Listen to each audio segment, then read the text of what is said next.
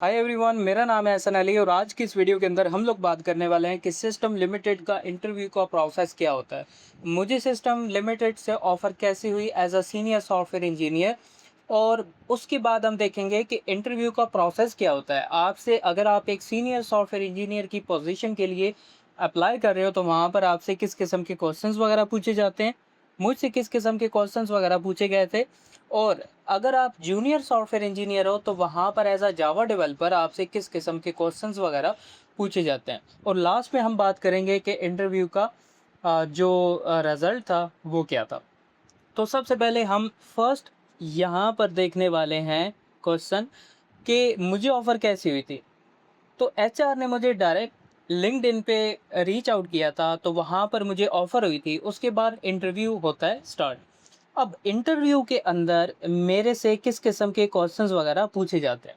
अब एक बात ध्यान में रखना, जब भी आप इंटरव्यू देते हो जावा का या फिर किसी भी फील्ड का, तो वहाँ पे आपकी कोर क्लियर होनी चाहिए, आपकी कोर चेक की जाती है। एक बात ध्यान में रखना, कोई भी चीज़ अगर मार्केट के अंदर फ्रेमवर्क आता है तो याद रखना, फ्रेमवर्क तो मार्केट के अंदर अगर आता है तो जा भी सकता है, लेकिन जो कोर है वो आपकी अगर क्लियर है तो आप किसी भी फ्रेमवर्क पे काम कर सकते हैं, क्योंकि कोर ने यहाँ पर ही रहना है। ठीक है। इसी तरह अगर हम इसकी बात करें तो सबसे पहले मुझसे कोर जावा के क्वेश्चंस वगैरह पूछे गए थे। ठीक है। एक कोर जावा का क्वेश्चन होता है जो कि बहुत आसान है, लेकिन मोस्टली लोग उसको गलत आंसर करते हैं, सही से पता भी नहीं होता। JVM versus JDK versus JRE, इन तीनों के दरमियान में क्या डिफरेंस होता है, इन तीनों के अंदर कौन कौन सी लाइब्रेरीज होती हैं, हर एक का क्या काम होता है, ये आपको इन डिटेल पता होना चाहिए। ठीक है। उसके बाद आपके पास एक और चीज़ आती है, कोर जावा के अंदर ही होती है ऊप, ऑब्जेक्ट ओरिएंटेड प्रोग्रामिंग। ये बहुत ज़्यादा इंपॉर्टेंट है और इसके अंदर कुछ कीवर्ड्स आते हैं और 6 इसके पिलर्स होते हैं जो कि आपको सही से पता होने चाहिए। ये सिर्फ सिस्टम लिमिटेड नहीं, आप जावा का कोई भी इंटरव्यू दे रहे हो तो वहाँ पर आपको ये सारे के सारे जो इसके 6 पिलर्स हैं, इसके कीवर्ड्स हैं, ये क्लियर होना लाज़मी है। अब यहाँ पे देखो, मेरे पास आ जाती हैं क्लासेस, ऑब्जेक्ट्स आ जाते हैं, ठीक है, मेथड्स आ जाते हैं, पॉलीमॉर्फिज्म मेरे पास आ जाता है, इनकैप्सुलेशन मेरे पास आ जाता है। ठीक है। उसके बाद मेरे पास अगर मुझे सिक्योरिटी अचीव करनी है, किसी भी मेन फंक्शनैलिटी को हाइड करना है, तो उसके लिए मेरे पास एब्स्ट्रैक्शन हो जाती है, इंटरफेसेस हो जाते हैं। तो इस तरह के जितने भी इसके मेन ये पिलर्स हैं, ये आपको पता होना चाहिए। हर एक की फंक्शनैलिटी क्या है, इसका यूज़ केस क्या है, अगर हम इसको रिमूव कर देते हैं अपनी एप्लीकेशन से तो क्या प्रॉब्लम आती है। ठीक है। उसके अलावा आपका ये जो दिस कीवर्ड होता है, स्टैटिक कीवर्ड होता है, सुपर कीवर्ड होता है, फाइनल कीवर्ड होता है, तो ये सारे के सारे कीवर्ड आपको पता होने चाहिए। इंटरव्यू के अंदर आपसे लाजमी पूछे जाते हैं। तो मुझसे यहाँ पर एक क्वेश्चन हुआ था कि ऑब्जेक्ट ओरिएंटेड प्रोग्रामिंग की जितने भी कंसेप्ट हैं उनको इम्प्लीमेंट करें, और आप रियल वर्ल्ड एप्लीकेशन के अंदर इसको कहाँ पर इम्प्लीमेंट करते हैं, हमें इम्प्लीमेंट करके दिखा। ठीक है, ये फर्स्ट क्वेश्चन हो गया था। उसके बाद एक और चीज़ होती है सॉलिड सिंगल रिस्पॉन्सिबल प्रिंसिपल। ये सॉलिड हमारे पास एक प्रिंसिपल होता है, इसके अंदर 5 चीज़ें होती हैं जो कि एस से मुराद है single responsible principle, open close principle, Liskov substitution principle, interface segregation principle और डिपेंडेंसी प्रिंसिपल। ठीक है। तो ये सारे के सारे जो सॉलिड प्रिंसिपल हैं, ये आप अपनी एप्लीकेशन के अंदर इम्प्लीमेंट करते हो, और हर एक का अपना एक पर्पज़ होता है, हर एक अपनी एक प्रॉब्लम को रिजॉल्व करता है। ठीक है।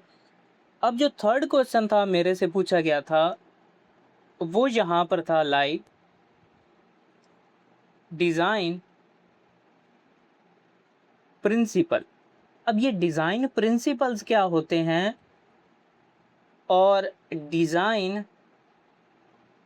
पैटर्न्स क्या होते हैं, तो इनके दरमियान में हमें डिफरेंस बताना था और उसके अंदर भी मेरे से डिज़ाइन पैटर्न्स वगैरह पूछे गए थे। लाइक फैक्ट्री डिज़ाइन पैटर्न क्या होता है, प्रॉक्सी डिज़ाइन पैटर्न क्या होता है, और डिज़ाइन प्रिंसिपल की अगर बात करें तो यही मेरे पास जो सॉलिड होता है वो डिज़ाइन प्रिंसिपल होते हैं। तो ये चीज़ आपको ध्यान में रखनी है। ये क्वेश्चन था। उसके अलावा मेरे से एक और क्वेश्चन पूछा गया था कि मेरे पास 2 एरे मुझे दे रखी हैं, यहाँ पर देखो, ठीक है? एरे नंबर 1, एरे नंबर 2, ठीक है?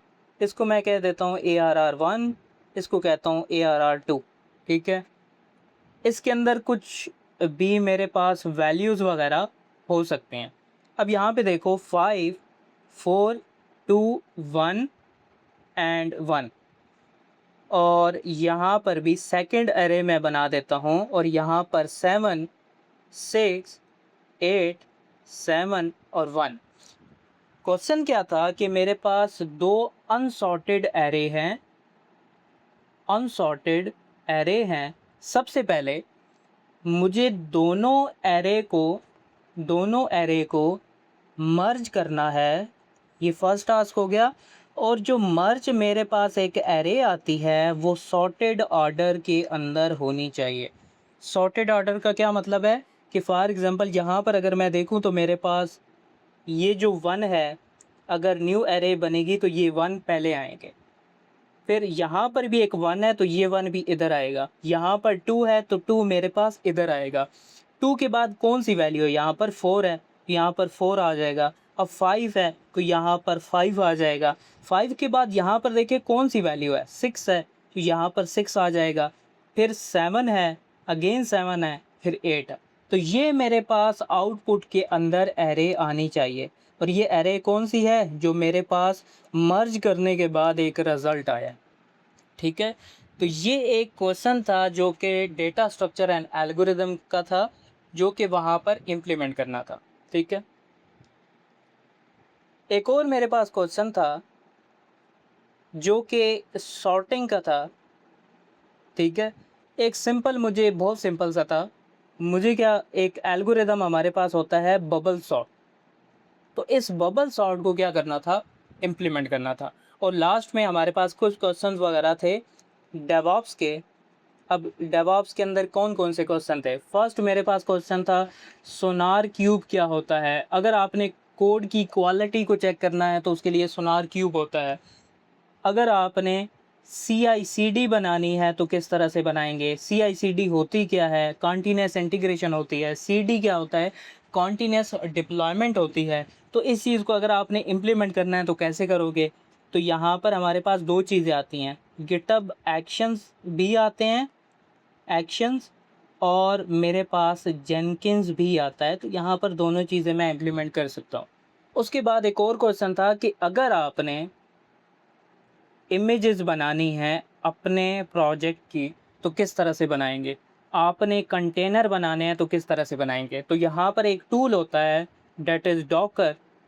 तो डॉकर की मदद से मैं क्या करता हूँ, अपनी जितनी भी डिपेंडेंसीज़ हैं, डिपेंडेंसीज फाइल हैं, उसको मैं एक इमेज के अंदर रैप अप कर देता हूँ, और उस इमेज से मैं क्या करता हूँ, एक कंटेनर बना देता हूँ।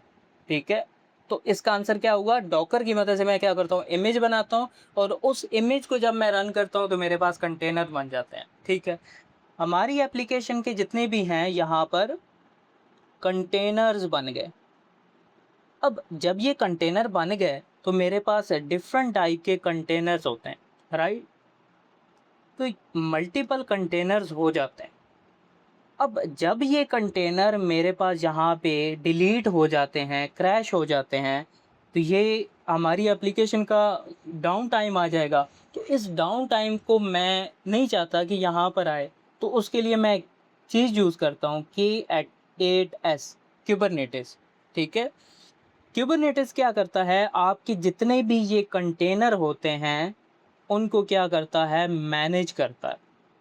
ठीक है, तो एक ये क्वेश्चन था जो कि मुझसे पूछा गया था। यहाँ पर एक लास्ट क्वेश्चन था, वो पूछा गया था कि अगर आपने अपनी एप्लीकेशन के लॉग्स वगैरह चेक करने हैं तो किस तरह से करेंगे।